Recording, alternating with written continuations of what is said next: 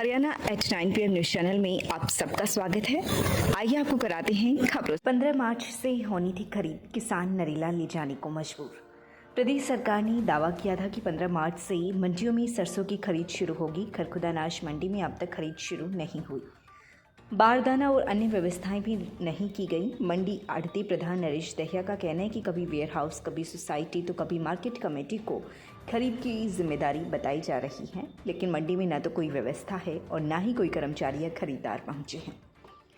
मंडी में बने टॉयलेट पर ताले लगे हैं, बारदाना भी उपलब्ध नहीं है। नरेश दहिया का कहना है कि सरकार खरीद करना चाहती है, लेकिन एजेंसी और अधिकारी ढिलाई बरत रही हैं। इससे किसानों को परेशानी हो रही है। खरखुदा एसडीएम डॉक्टर निर्मल नागर का कहना है कि वेयर हाउस को सरसों की खरीद करनी है। उनका कहना है कि बारदाने की व्यवस्था की जा रही है। अभी तक मंडी में सरसों नहीं आई है। जैसे ही सरसों आएगी खरीद शुरू होगी। सरकार खरीद को लेकर गंभीर है। खरखुदा अनाज मंडी की मॉनिटरिंग होगी, सभी व्यवस्थाएं विधिवत करवाई जाएंगी। खरीद 15 मार्च से होनी थी, क्या कुछ रहा, क्या व्यवस्थाएं हैं, क्या कहना चाहोगे? ऐसा है, ये सरकार के पता नहीं, सरकार के खोखले दावे हैं, कोई अफसरों की कोई मिस्टेक है। हम तो 15 तारीख से बाट देख रहे हैं। मेरा यहाँ का एरिया का किसान भी बाट देख रहा है, सरसों खरीदो। यहाँ ट्रेली आती हैं, ना कोई व्यवस्था है, ना अब तक मेरे को भी ये मालूम नहीं कि सरकार किस टर्म कंडीशन से खरीदेगी, कितनी सरसों खरीदेगी, क्या पेमेंट का शेड्यूल है, कि कितना खरीदेगी, कब कब खरीदेगी, कौन सी एजेंसी खरीदेगी। एक मंडी का मैं प्रधान को भी ये ज्ञान नहीं है। तो इसका मतलब लोकशाही अफसरशाही है, ये कम से कम 15 तारीख से आज 18 तारीख होगी। आज तक तो ये भी नहीं पता कैसे बिकेगी, कितनी बिकेगी। अब मंडी की साफ सफाई या और दूसरी व्यवस्थाएं हैं, उनकी क्या व्यवस्था है? आप घूम के देख लो, ठीक है, कागजों में भी सफाई होती है, कागजों में लाइट के प्रबंध होते हैं, कागजों में पानी का प्रबंध होता है, प्रैक्टिकल कुछ और होता है।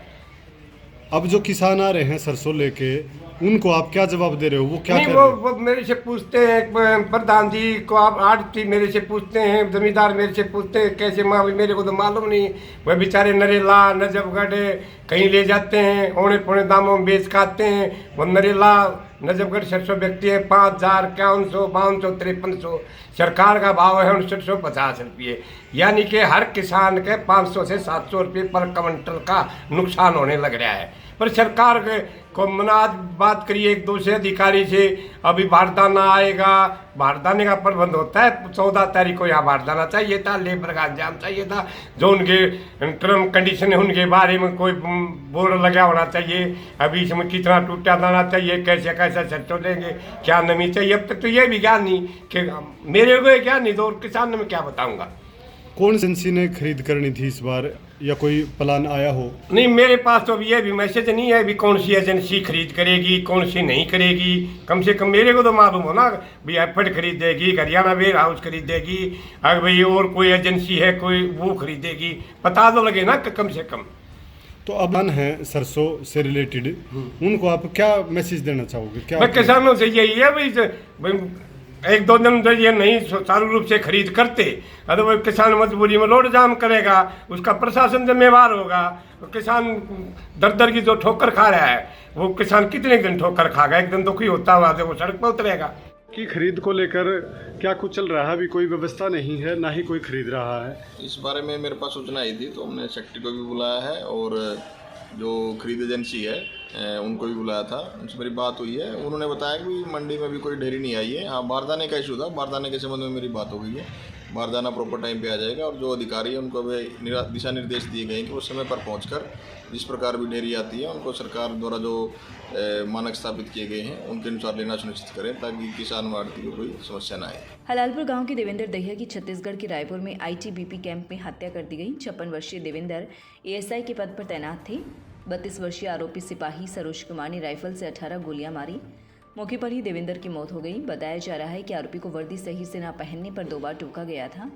सोमवार सुबह फिर टोका तो वह नाराज हो गया। कैंप में बनी अपनी रेजिडेंस में गया, खाना खाकर लौटा। रास्ते में देवेंद्र दहिया दिखे तो पीछे से ताबड़तोड़ गोलियां चला दी। आरोपी को अब कोई भी फायर मिस नहीं हुआ। यह वारदात खरोड़ा के मुड्डपार आईटीबीपी कैंप में हुई। आईटीबीपी के अधिकारी और जवान शव लेकर हलालपुर पहुंचे। राज्य के सम्मान के साथ अंतिम संस्कार किया गया। परिजनों ने मांग की देवेंद्र के बेटे प्रशांत को हरियाणा सरकार नौकरी दे, ताकि परिवार की आजीविका चल सके। परिवार में पत्नी पूनम देवी, बेटा प्रशांत और बेटी मनीषा हैं। दोनों शादीशुदा हैं। छोटा भाई राजेंद्र आईटीबीपी से सेवानिवृत्त हैं। एक बहन पिंकी भी है। एक सप्ताह पहले परिवार से मिले थे देवेंद्र। बेटे प्रशांत ने बताया कि उनकी शादी 3 महीने पहले पल्लवी से हुई थी। परिवार के साथ एक सप्ताह पहले ही पिता की पोस्टिंग स्थल पर घूमकर आए थे।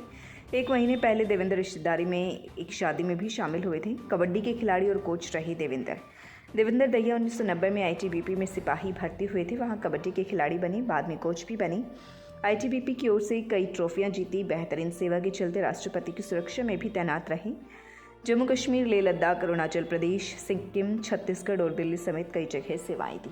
डॉक्टर सेठी अमर अस्पताल, a unit of tulip hospital अब आपके शहर खरखुदा में जनरल सर्जन और स्त्री एवं प्रसूति विभाग 1 दिसंबर 2024 से 24 घंटे उपलब्ध रहेंगे। Doctor Prince MBBS MS general surgery, doctor Sumera MBBS MS OBS and gynae, private panel उपलब्ध और ईसीएचएस एवं Ayushman Bharat in process. Rohtak road, Kharkhoda, Sonipat. दूरभाष 0130 29 831 32 895 040 40 64। लगातार खबरों से बनी रहने के लिए चैनल को लाइक, सब्सक्राइब और शेयर जरूर करें। धन्यवाद।